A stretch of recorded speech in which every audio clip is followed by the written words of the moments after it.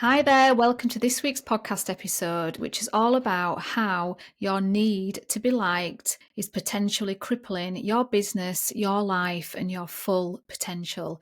And this is really closely tied with fear of how you're being perceived and just basic fear of what other people think about you. Now, before we start, I want to go over the fact that it's a completely normal human response to want to be liked. And it's a normal human response for it to feel good when we are liked and for us to feel some level of inner acceptance. So it's normal. It's a normal human response. But the reason I wanted to do this podcast episode was because should the opposite occur, so should you receive any negative comments, any negative feedback, or you don't receive a level of recognition that you might have put yourself forward for, it has the potential to send us into a downward spiral and sometimes into quite a dark place. And I don't want this for anybody, and certainly anybody that's come through the academy. So the reason I think this is a normal human response is it's tribal.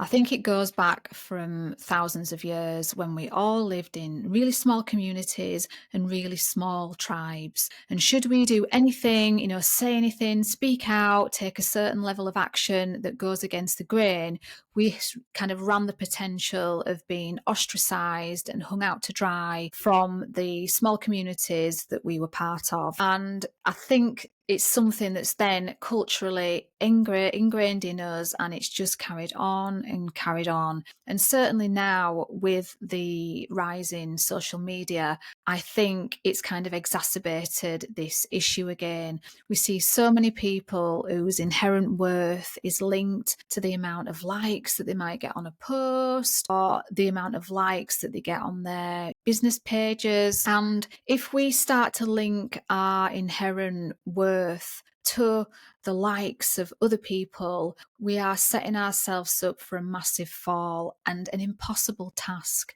because it is impossible to be liked by everybody. And that is completely normal. We aren't for everybody. How could we possibly be? And I think when we begin to make peace with that, things tend to flow a lot easier, because it's impossible to make decisions in our business and in our life based on other people's likes. Now, by the end of this podcast episode, it's not that I don't want you to still enjoy likes that you might get or positive feedback that you get, but what I want you to do is start to like the likes and the dislikes in both equal measure. And I want you to begin to take a step back and separate yourself from the likes and dislikes, and know that none of it is really tied to you or tied to your level of self-worth. None of it really means anything. And whilst that might sound a little bit out there at this point, by the end of the podcast episode, I hope you'll be with me and you'll understand why, and you'll start to be able to detach yourself from that a little bit. So the need to be liked and general people pleasing starts at a really, really early age. When we come into this amazing life, we're born with all these unique gifts and these talents and our unique essence that makes us us. It makes us completely different than every other person on the planet. And then what happens is we enter the world of school, we enter the world of friendships, we start mixing with other families, we enter the world of work, and everybody is kind of triggering everybody. So, your friend at school, they're coming to school with their families, their values, their morals, their things that have been passed down generationally, and you're coming with the things that are then being imposed on you without you realizing that. And then you've got your teachers and people like that, and everybody's coming together with all this inner baggage that isn't really them. It's just beliefs and things that have been shrouded upon them, and everybody begins to trigger the hell out of everybody, which is quite funny when you look at it that way. But it's quite liberating in knowing that none of it really is about you. It's always about that other person's trigger. And I've said this actually on a recent Instagram post, that when us as individuals are triggered by something, it's never really about the other person. It's an opportunity for us to go within and ask ourselves some deeper questions on why that trigger is there and why that trigger is happening. Because if we can examine things and begin to work through them and begin to clear the blockages, we can allow life to flow through us a lot more easier without resistance. Now, the way that your essence begins to get depleted or it begins to get dimmed, shrouded, it's really sneaky how it happens. So, as I've said, it starts through school.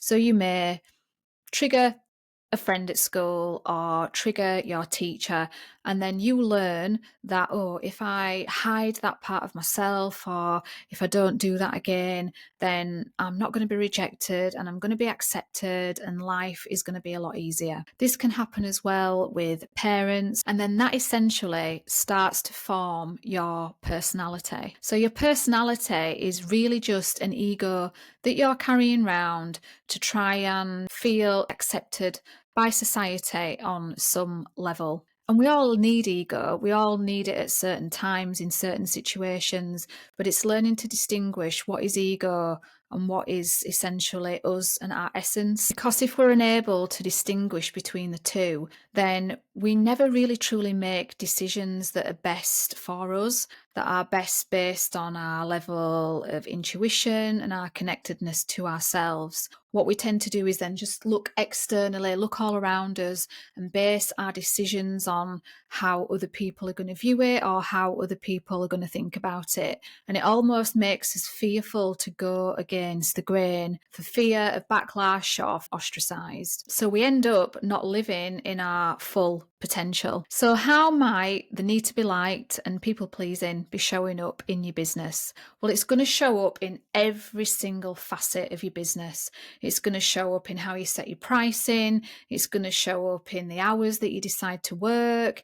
It's going to show up in your work-life balance and how much time you dedicate into self-care. It's going to show up in your marketing, in your level of visibility, in your ability to be authentic and be fully you and being able to put yourself out there, and definitely in every single decision process that you make. Now, when you do decide to make decisions based on you and not other people, I don't want you to confuse this with being mean. It's the opposite. If you come from a place of filling up your need inside and from a place of self-love, working on the things that are going to make you put energy out there into the world from a better place, when you begin to make decisions based on what you feel internally, it is always the intention behind the action rather than the action. So when you're making a decision, I want you to first of all go inside, because the inside is where everything happens and then the outside begins to rearrange itself. So you begin to then make decisions from a place of love rather than a place of depletion and a place of fear. Because when you're making a decision based on how somebody else might feel about it and making them happy, but inside it's contradictory, it might feel contracting rather than expansive. So I want you to remember it is always the intention behind the action rather than the action that produces the results. So this means you've got to be really connected to yourself. And every decision that you make, I want you to tune into the feeling. Is this decision making me feel expansive or is it making me feel contracted? Not contracted as in what are other people going to think about it, but taking other people out of the equation. How does this decision make me feel? So expansion is I love energy and contraction is fear. Make it without outside disturbance, outside kind of chatter going on. What will my customers think if I set my price at this? It's no, how does this feel to me? So the intention is, how can this make me feel more of who I am? How is this going to come from a place inside of self-love rather than fear? And this will apply to every single decision that you make. So Pricing, for example, it's got to feel good inside. If you're basing your price based on what somebody else is going to think, oh, they're not going to come to me because so-and-so's charging so-and-so, it's kind of an outside-in approach rather than inside out. So you will always be rewarded for being authentic and honouring your basic self-worth. So I want you to have a think about how you've set your pricing. Have you set your pricing by looking around at what everybody else is doing, setting your prices based around fear of what other people think? You're basing it around people pleasing. What I want you to do is flip the script, and I want you to base your prices by going inside, internally to you. Now, I know there has to be obviously some logic behind it.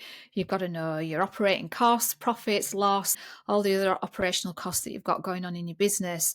But essentially, that pricing has to feel good inside. If that feels good, then the energy that goes out into the world is good energy. Never ever set your prices based on what somebody else might think. Everybody's value of what they place value on is completely different. It's like a needle in a haystack. You can never ever set your pricing based on how somebody else might see it of value. It's an impossible task. The only thing you can do is you go inside and what feels good to you, what feels right to you, what's going to sustain this business going forward, what's going to sustain my family, what's going to mean that I can bring more resources into the business if I need to so that I can serve more people. That is the right energy to come from, not fear of what somebody might think if you're setting your prices at a certain level. Again, this infiltrates into the hours that you work. Are you setting your hours based on what is right for you?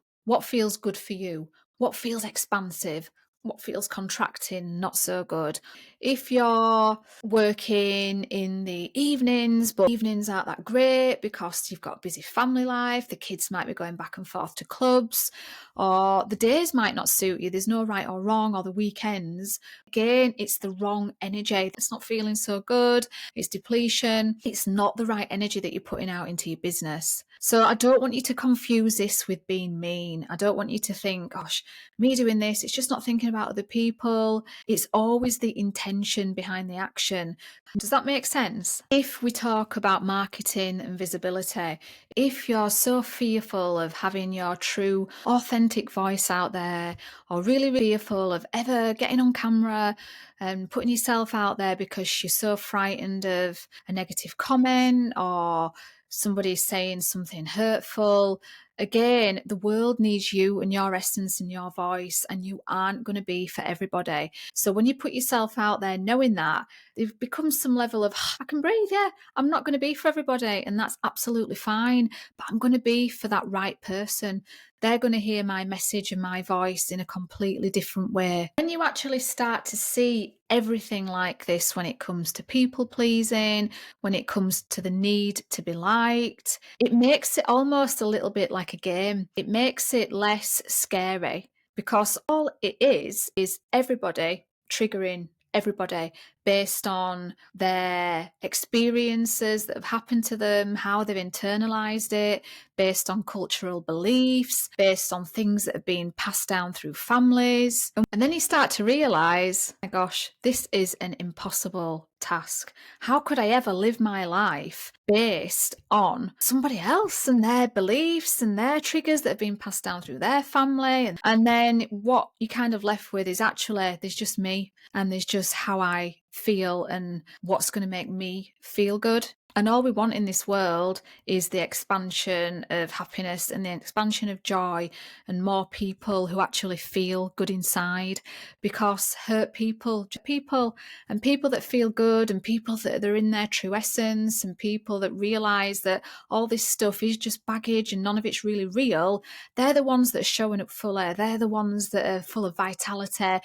They're the ones that are living life on their terms. They're the ones that have got abundance flowing to them. And that is truly what we want more of in the world. People showing up fully as themselves. So go away today and have a little think about every facet of your business and think to yourself, have I made these decisions based on what's real for me, what's true for me, what feels right for me, what feels expansive, rather than looking around on the outside and thinking about what other people are going to think first. And a big spoiler alert, nobody's really thinking about you, because everybody's thinking about their own stuff that they've got going on. And should you trigger somebody, smile.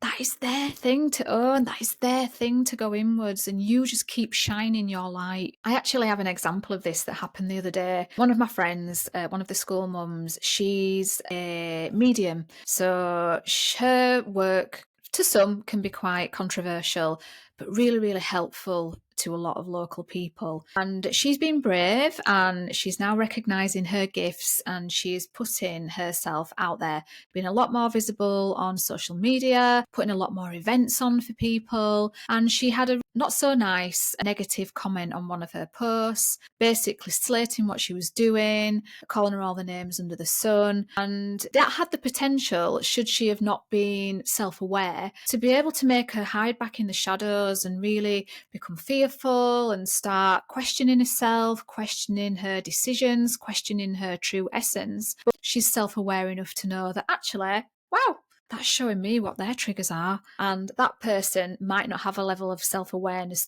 to go inside and think, why am I triggered by that? Why, by her being a medium and putting herself out there on Facebook, what has happened in my life and what beliefs have I kind of been taught that would make that become a trigger for me? And it really, you just start to detach and you start to smile and you're like, yeah, send them compassion, send them love, send them light, because all it is it's their stuff to deal with. We must never internalize the outside, and we must never ever make our decisions in life based on how other people might perceive us, what other people might think about us. So I just wanted to clear that up, and hopefully it's helped a few people, and it's going to make you look at things a little bit more objectively. It's going to be able to help you detach yourself and realize what a dislike and a like is, and to be able to just like them in equal measure. Love the likes, love the feeling, love the praise, but also when a dislike comes through, just see it for what it is. It's somebody's trigger. It's their thing to deal with. And should you be triggered, you own that as well, and you go inside and you ask yourself what that is all about. Okay, so I hope that's helped, and I shall look forward to seeing you next week.